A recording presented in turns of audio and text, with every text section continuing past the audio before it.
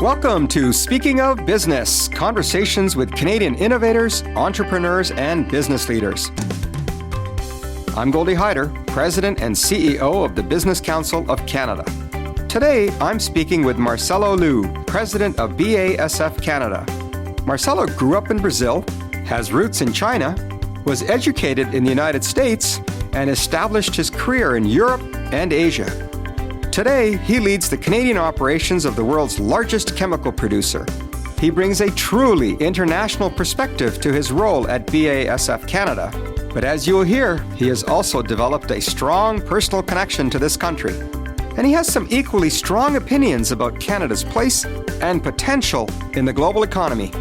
Enjoy our conversation.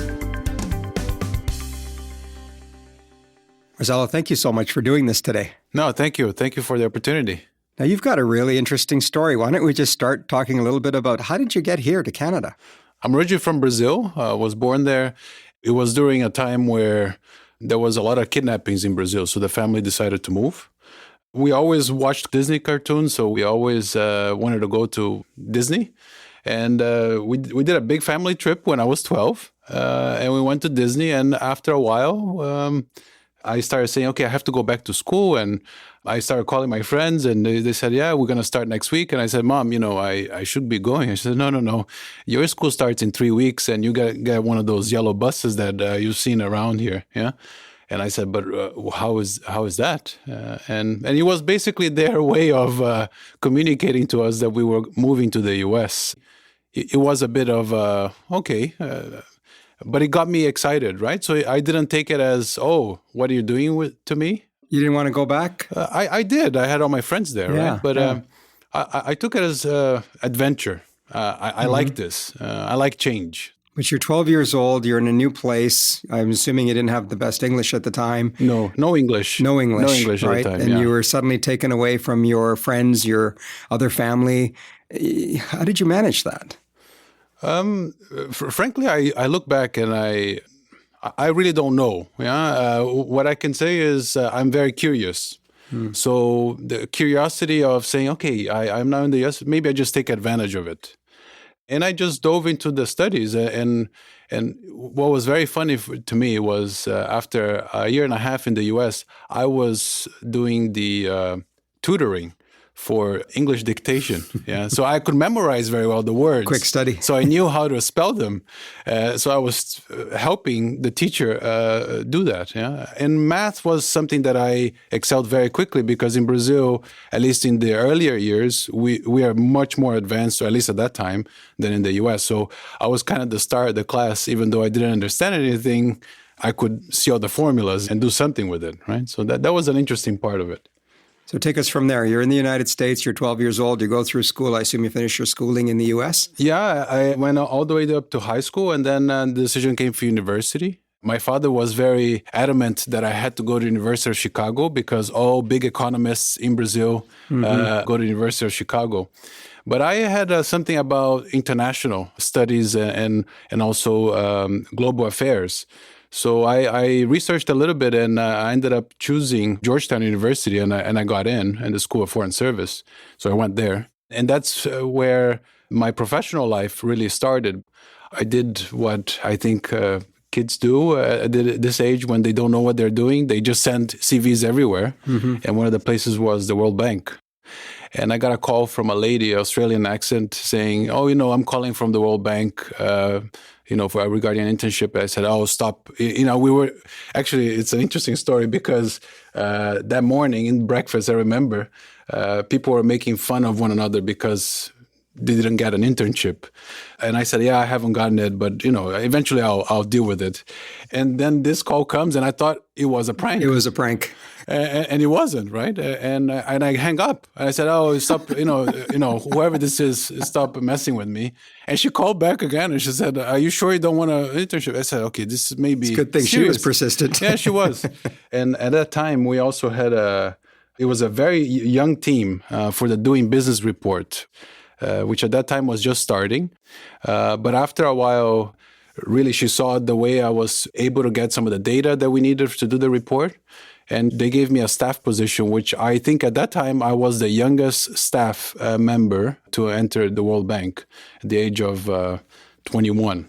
It's pretty intimidating. I mean, I've been to the World Bank, and it's an intimidating place, even if you're an older person, let alone 21. So it says a lot about you. Yeah, it is an intimidating place. And a year after that, I went to East Timor as my first mission. And I went alone. They sent me alone because East Timor is an old Portuguese colony. So you had the language. So I had the language, although a lot of them didn't speak it. Fascinating country. At that time, they had one traffic light in the whole country. One traffic light. People obey it? Yeah, it still had all blue helmets there. The country was born in 2001. So you can imagine in 2003, you still had all that situation going there. But I remember walking into the finance minister's office, and he said, "Who else is coming with you?" Right. Where's your boss? I said, "Sorry, I'm it, and maybe we can have a discussion." And that is the story of my life. Every room I enter until now, and now I'm getting to the 40s. So, well, it doesn't show. So the age is starting to catch up. But the story of my life has always been, who else is with you? Where's your boss, kind of thing. That experience must shape the way you lead a diverse group of people. Being a minority, that must affect the way in which you go about and build culture in your organization. Talk to me a little bit about that. Yeah, it's funny. I really never thought of myself as a minority until I entered the corporate world. And at the World Bank, we had 18 people in the team and 18 different nationalities. So I never thought of myself as a minority. My father is Chinese. My mom is Brazilian. So when I entered the corporate world, especially BASF, it's the only corporate that I ever been after the World Bank, we started talking about diversity and minorities, diversity of thought. And I said, wow, I never really realized this. And back to your point of how to lead diverse teams, I really had to step back and think, okay, maybe I am assuming things because I've seen so many different things. And some of the colleagues that may have not had the opportunity to travel or to work in other countries, there is also diversity in their thoughts, for being more the locals. That must have situated you well for your stint here in Canada. Obviously a real champion of multiculturalism. What's your sense of how we are doing in that area versus other countries that you've seen? My experience in Canada is a lot of people like to travel abroad, but there are thoughts on how to work, on what is happening in the world, on the work environment, competitiveness, on a speed of doing things, and openness to take risk. That is something that I feel sometimes Canada could have a bit more or is a bit passive. With this immigration influx, with people coming from abroad, they have this experience. Yeah, it's hunger. I think it's called hunger. Yeah, it starts seeping into the population. These people are coming so hungry and they do so much and they have so much energy. I have to also do that. And that is, I think, where there is huge value in this being so open, an open society that Canada is. Part of the challenge of being Canadian, many say, is, we're heaven on earth in so many ways. We tend to become somewhat comfortable and complacent. So your point is that, immigrants and others are changing that culture. What does it mean, though, at a time in which employers are particularly, when I talk to them, are focused on talent, trying to find the skills?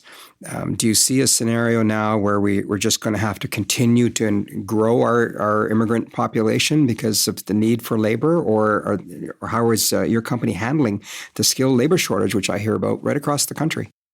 We almost need to step back 3 or 4 steps on education. I am of the opinion that not only Canada, but many countries are not focusing on education enough to prepare the next generation on what there is to come. Our system is really based around what the world was like in the 1900s and 1930s and the 1940s, but not where we are now. By the way, I have 2 Canadians at home. We came as a couple, and we are now a family of 4. So I always think of my kids' future, and I think about how is their education going to be. And I have great debates this at home and with a family. I don't think that my daughter and my son will go to the university the way that I did. I'm not even sure that the business case for university degree is there on the way the universities are today. Yeah, I think there is a lot more into co-op or this integration of work lifelong and learning, study. essentially. Exactly.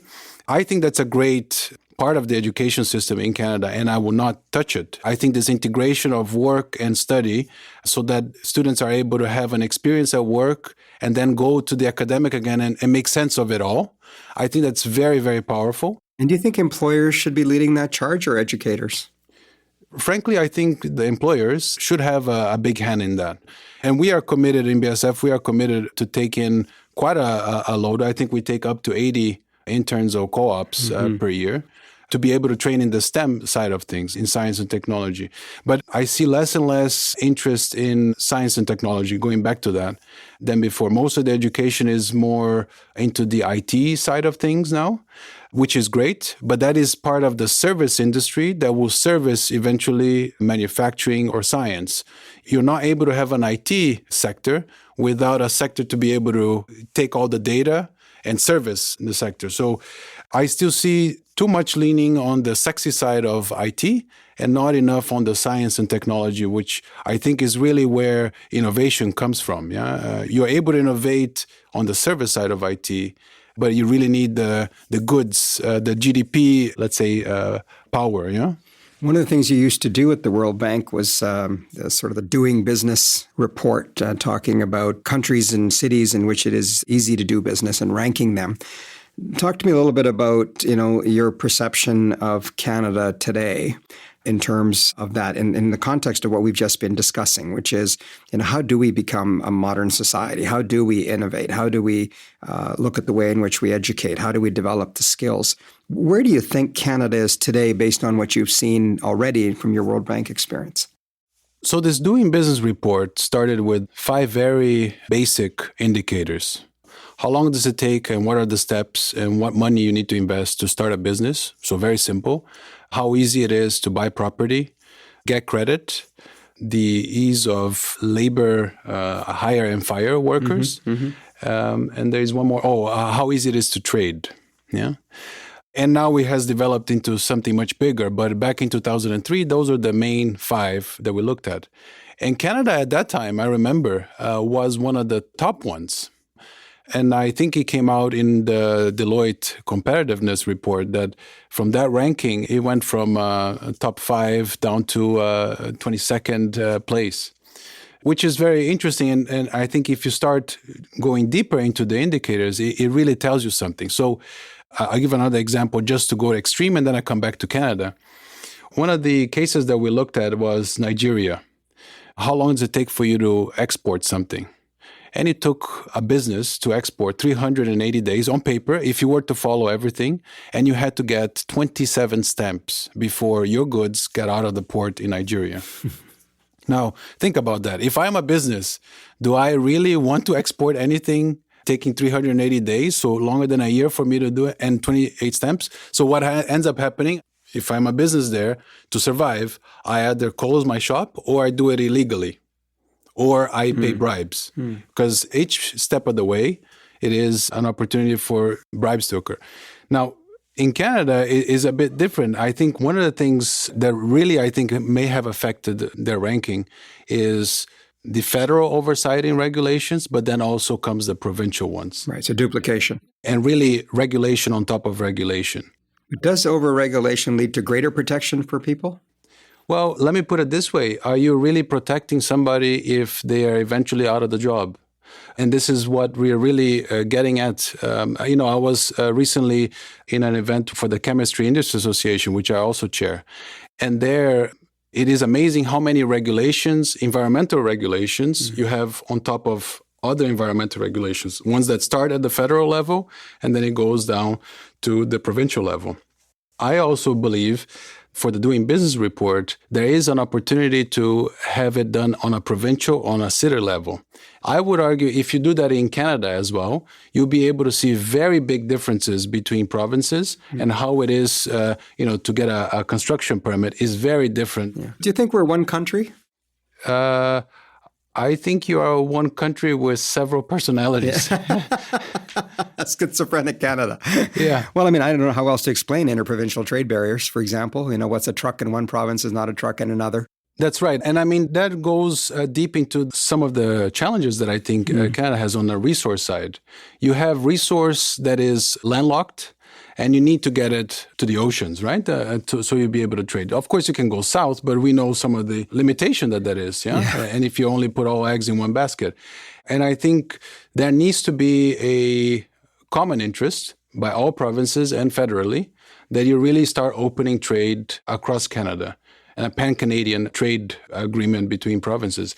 Without that, you really start having inefficiencies along the value chain, which you need to be able to reduce. Now, you're in an industry that obviously has a lot of regulations, particularly on the environment side, and pipelines falls into that category as well. Can this be reconciled? The economic development, economic growth with our environmental concerns? It really can. And the government speaks of it. Corporation speaks of it. I don't know if we're doing enough to really make it happen. You have an abundance of resources that has a lot of value today. They're stuck in the ground, and there's a lot of value there. A lot of stranded assets. There's a lot of stranded assets. You have a clear demand from the population and from society that climate change is an issue. And the government says this, but I sometimes feel that the action is not there. It should go hand in hand. It needs to be a balance. But in order to do that is you have a lot of this value that is stranded that you should be able to take out, get the benefit from that, and finance all of these different programs that you have. At the moment, what you have is a double whammy. You are wanting to levy a price of some sort of climate into society and corporations, and at the same time not taking advantage of the benefit that you have on the ground.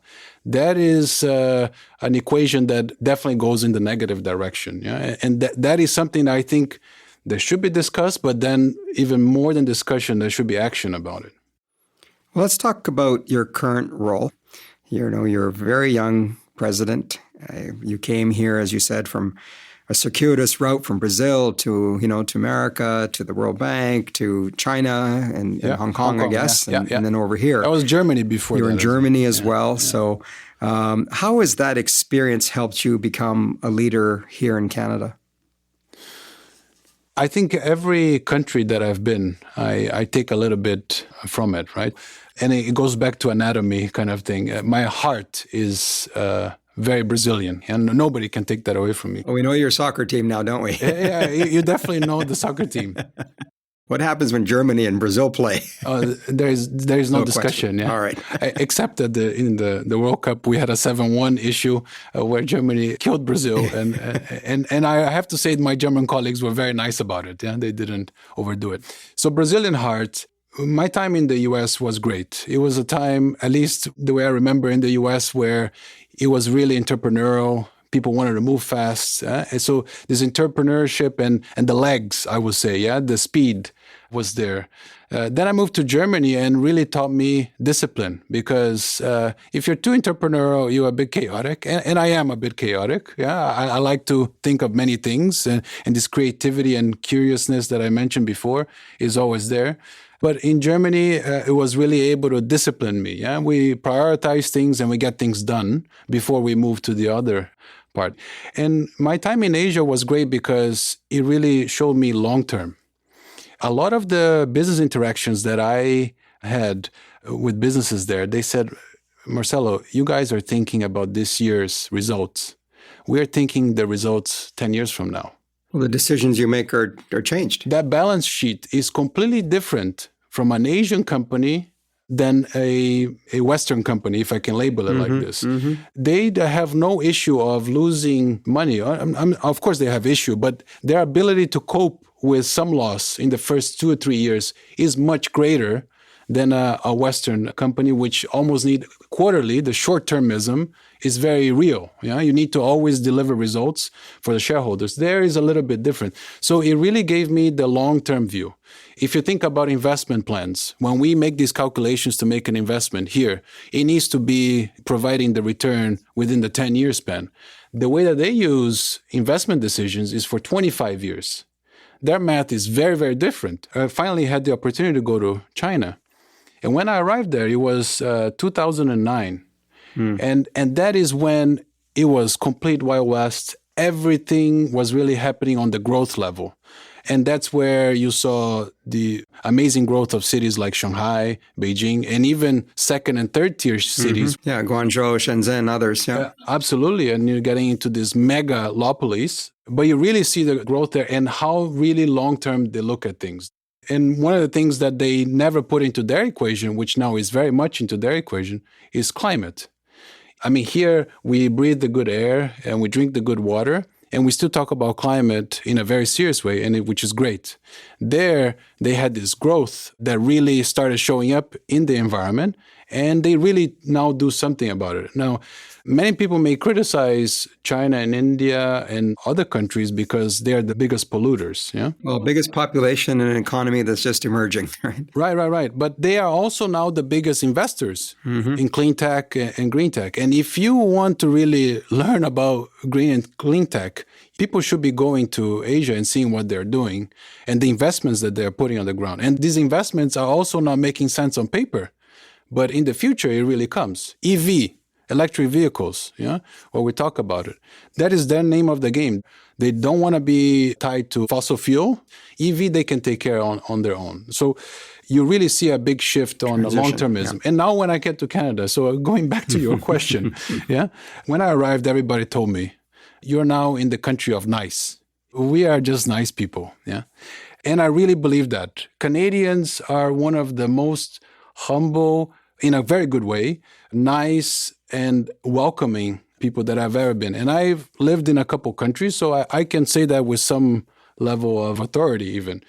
But one thing is very clear. Canadians are very shy to take the next step. You can still be nice and be aggressive. Yeah.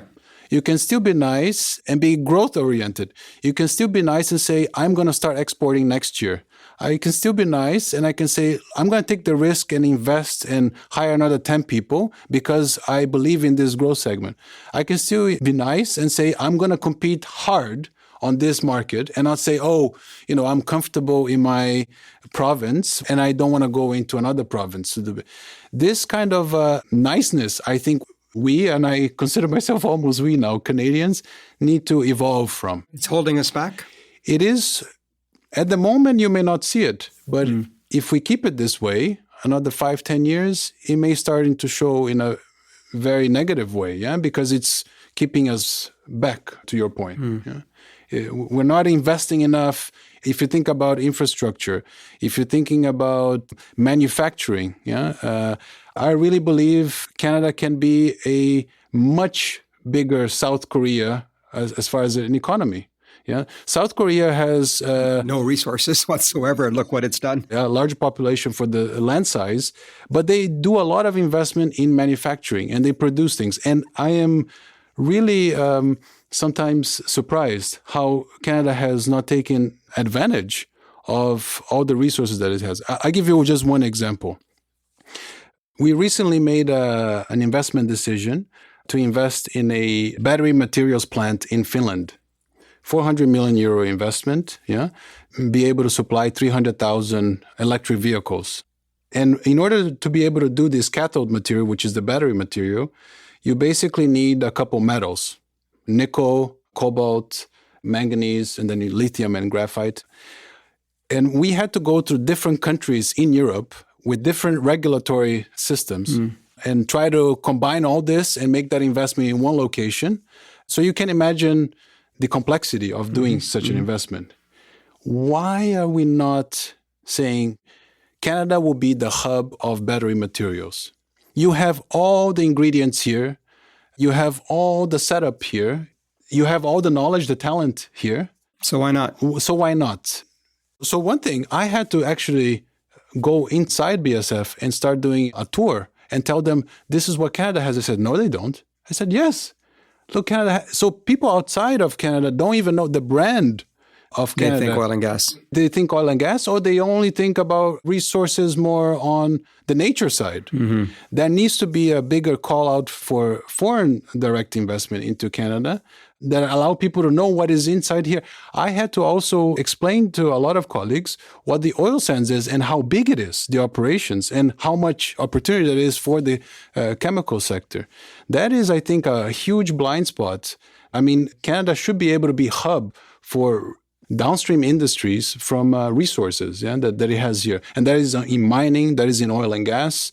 The downstream for oil and gas is petrochemical. Petrochemical is the beginning of everything that we touch as far as clothing is concerned, as far as food packaging, as far as car parts, aerospace. That is why it's so interesting to be in a chemical industry, right? You touch many different industries. And I think Canada has all the ingredients. It's just a matter of putting in the soup and then make it tasty, right? Let's talk about BASF in its current form. I have to be honest. I mean, most people think of it as cassette tape still. Yeah. Grabbing your pencil and putting the tape back in and spinning the cassette around. So clearly that's not what it does anymore. And its company's still there. It's growing. It's got, leadership like you're providing. You've got, I think, 11 production facilities in Canada. Just walk us through the footprint. So we have 11 sites. Our biggest business here is in the ag space is actually 50% of our business. It goes into crop protection and seed business, which just basically recently got affected by trade disputes and political disputes. We have a large business in construction. More than 200 million goes into construction, additives that go into construction. We do quite a bit in the mining space. We have customers like Magna, Linamar. We do quite a bit in cosmetics. That is more of a Quebec operation. There's a lot of cosmetics in there. So very diverse portfolio. Very diverse. And we have 1,200 colleagues across Canada. When you're making the case for Canada for further investment as a place potentially, I hope, of innovation, what's your message to your boss?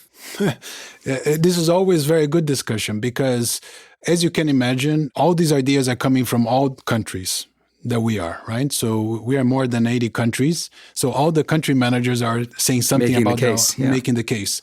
Now, what I'm trying to make people aware is the resource side of Canada, which, to my point that I made earlier, very few people know about the magnitude of what is there. How mineral rich we are. People talk about Africa, people talk about Chile, people talk about China. And tell them about the Ring of Fire.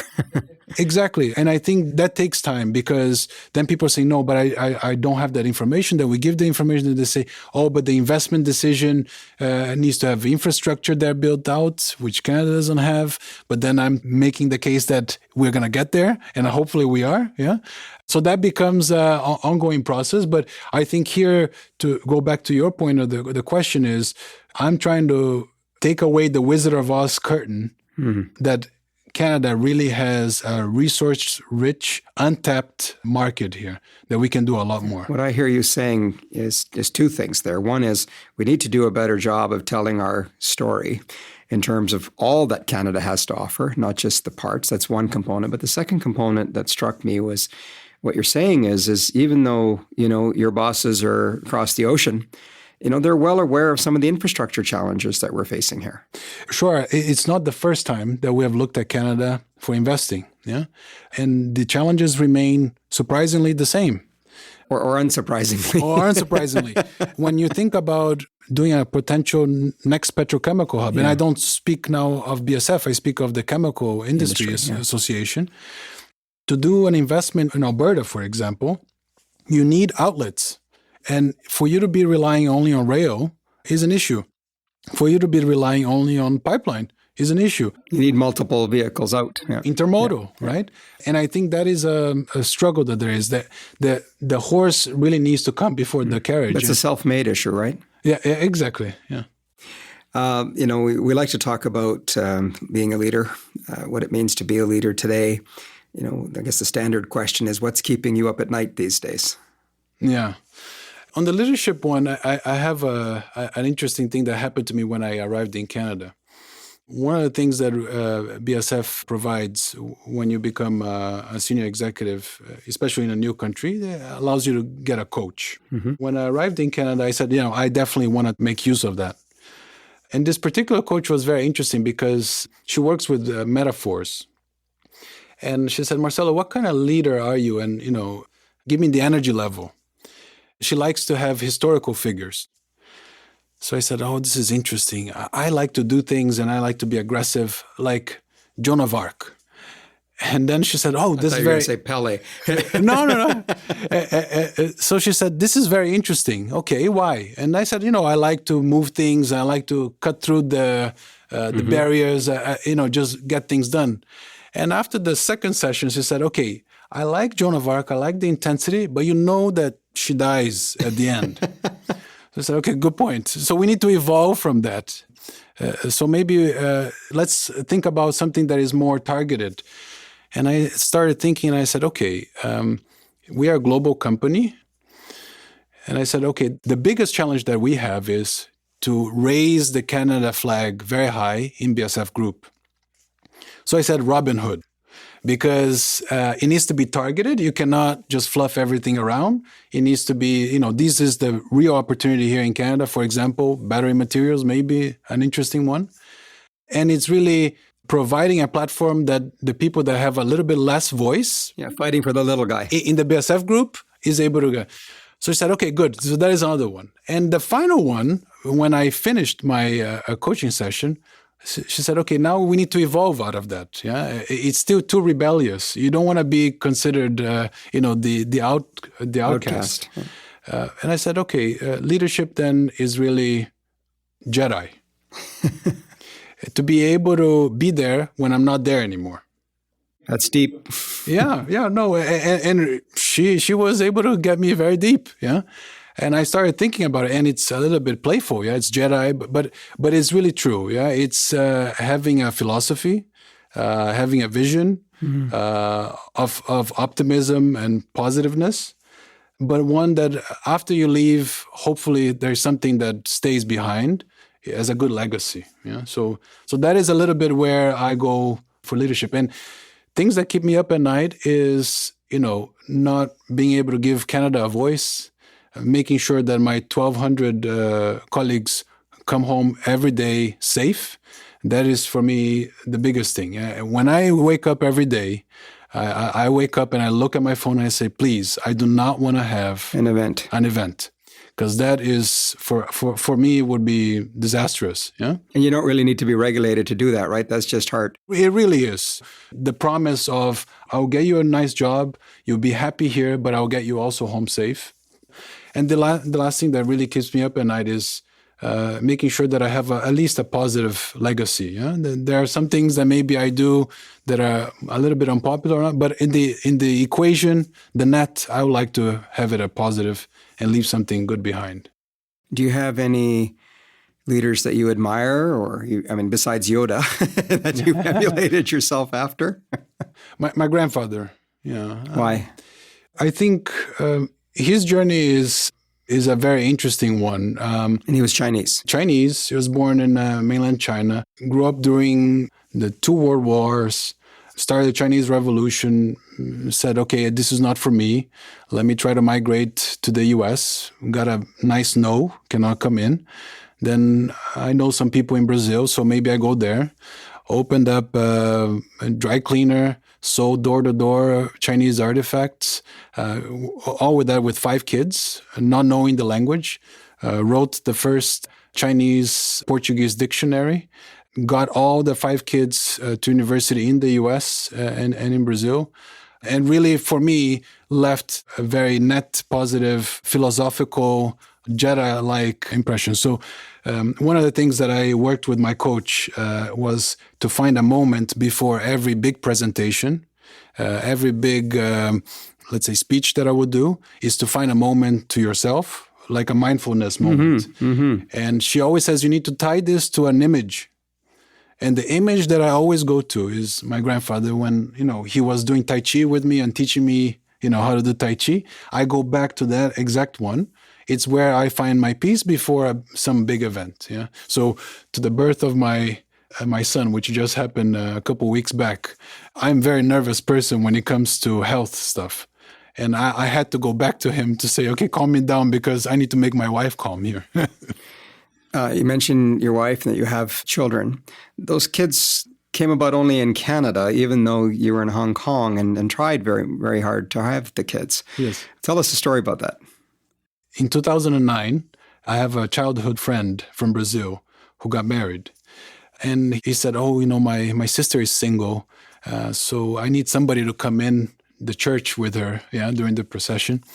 And he said, okay, I need to choose somebody who is the farthest away so that nothing happens. Yeah. So the guy coming from Hong Kong to Brazil should be the one going into the church with my sister. And, I don't need to tell you this. Yeah, I think we know how it ends. How it ends. So she came to Hong Kong and we got married a year after. And I always wanted to have kids. She wanted to have kids. And we started trying. And it's amazing. We only find out later that many people go through this, but we had very tough time to get pregnant. We went through several treatments, did all sorts of things that, drank water backwards, whatever is in the book we tried, just didn't work. Yeah. And to the point that we needed a change of environment. So we loved Hong Kong, loved being there, but we said we really need to be close to family because it's only the two of us. Mm-hmm. So let's, instead of being 2 flights away from Brazil, let's be only 1 flight away. And that's where Canada became an interesting option. And when we came here, we said, okay, we give up. Yeah, and we give up at least for a year, and then we look at other options. There are great options also there. And I don't know what happened. We drank the water and breathed the air in Canada, and all of a sudden we had a baby, Maria Luisa. Not one, but 2. And then after her, we drank more of the water and breathed the air, and here comes the second one. Bottle that water up and send it around the world. Yes. No, and it's a wonderful thing. We are very happy, of course. Yeah. Of course, that's great. And we're happy to contribute to the Canadian population as well. Well, we need it, as you well know. Thank you for doing your part. China. Yes. Obviously you've just mentioned your admiration for your grandfather as a hero to you. We've talked about your time in Hong Kong. You've talked about the values you've learned from China, starting with patience and long-term thinking. We're in a place right now where we're seeing the evolution of China to real superpower status. And it's imminent before it becomes the world's largest economy. We find ourselves as Canada right in between the scenario between the United States and China. How do we go forward? Great question. My grandfather always said back in 92, I was a kid then, I only realize it now, there will be a time when people answer to China because he saw, the way it's developed. We can argue, and there's a lot of good argument that one political system may not be the most appropriate. But one thing is clear, they really have a way to get things done. Again, one could argue the right way or the wrong way, but it develops. Now, it's remarkable. It is remarkable, but they also need to do it. And I think few people realize this. And I heard a great interview when I was in Hong Kong by Jackie Chang, of all people, explaining why China needs to be this way. If they do not develop the country the way it is developing and grow it, they will have bigger issues on social unrest.